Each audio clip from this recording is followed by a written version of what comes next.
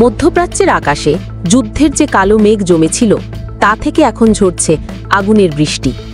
Israel Iran সংঘাত যখন চরম পর্যায়ে, ঠিক তখনই তেহরান থেকে এলো এক অভাবনীয় খবর, যা পুরো বিশ্বের রাজনৈতিক সমীকরণকে ওলটপালট করে দিতে পারে।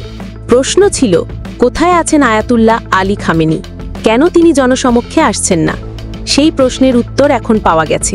তবে যে উত্তর মিলেছে তা আরও বড় প্রশ্নের জন্ম দিয়েছে। নিজের জীবন বাঁচাতে কি তবে ক্ষমতা ছাড়লেন ইরানের সর্বোচ্চ নেতা, নাকি এর পেছনে রয়েছে আরও গভীর কোনো ষড়যন্ত্র? আর সবচেয়ে বড় প্রশ্ন হল, ইরানের পারমাণবিক অস্ত্রের বোতাম এখন কার হাতে? আসুন দেখে নেওয়া যাক পর্দার আড়ালে ঠিক কী ঘটছে। সংঘাতের শুরুটা হয়েছিল ইসরায়েলি হামলায়। ইরানের শীর্ষ বিজ্ঞানী এবং সামরিক কর্মকর্তাদের টার্গেট করে একের পর এক হামলা চালায় ইসরায়েল। জবাবে ইরানও চালায় নজিরবিহীন ড্রোন ও মিসাইল হামলা। কিন্তু এই যুদ্ধে ইসরায়েল দাবি করে তারা ইরানের বিপ্লবী গার্ড বাহিনীর এক শীর্ষ কমান্ডারকে হত্যা করেছে। আর এরপর থেকেই জনসমক্ষ থেকে অদৃশ্য হয়ে যান ৮৫ বছর বয়সী সর্বোচ্চ নেতা Ayatollah Ali Khamenei. Iran international জানাচ্ছে, শুধু অদৃশ্য হওয়া নয়, নিজের যুদ্ধকালীন সমস্ত ক্ষমতা তিনি হস্তান্তর করেছেন। কিন্তু কার হাতে?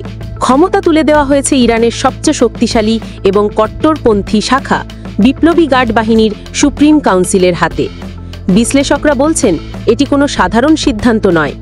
খামেনি তার ছেলে মোজতবা সহ পরিবারের ঘনিষ্ঠ সদস্যদের নিয়ে তেহরানের উত্তরের লাভিজানের একটি দুর্ভেদ্য ভূগর্ভস্থ বাংকারে আশ্রয় নিয়েছেন।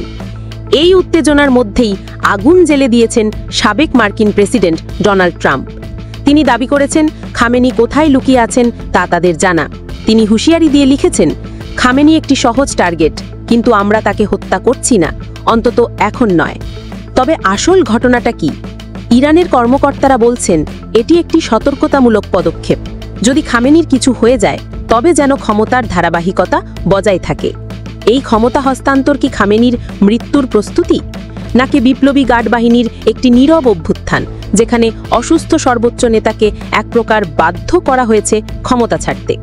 যদি তাই হয়, তাহলে ইরানের ভবিষ্যৎ এখন কট্টরপন্থী জেনারেলদের হাতে, যাদের কাছে আলোচনার চেয়ে যুদ্ধই প্রথম বিকল্প। আর সবচেয়ে ভয়ঙ্কর প্রশ্নটি হল, যে পারমাণবিক বোমা তৈরির দ্বারপ্রান্তে দাঁড়িয়ে আছে ইরান, সেই বোমার সুইচ এখন কার আঙুলের নিচে? একজন বিচক্ষণ ধর্মীয় নেতার হাতে, নাকি একদল যুদ্ধবাদ জেনারেলের হাতে? সুতরাং পরিস্থিতি এখন আর শুধু খামেনির ক্ষমতা ছাড়া বা লুকিয়ে থাকার মধ্যে সীমাবদ্ধ নেই। এই ক্ষমতার পালাবদল গোটা মধ্যপ্রাচ্যকে এক ভয়াল পারমাণবিক যুদ্ধের দিকে ঠেলে দেবে কিনা, সেই আতঙ্কই এখন গ্রাস করেছে বিশ্বকে। তেহরানের বাংকারে নেওয়া একটি সিদ্ধান্তই হয়তো নির্ধারণ করে দেবে আগামী দিনের বিশ্ব রাজনীতির গতিপথ। পরবর্তী আপডেটের জন্য চোখ রাখুন আমাদের পর্দায়।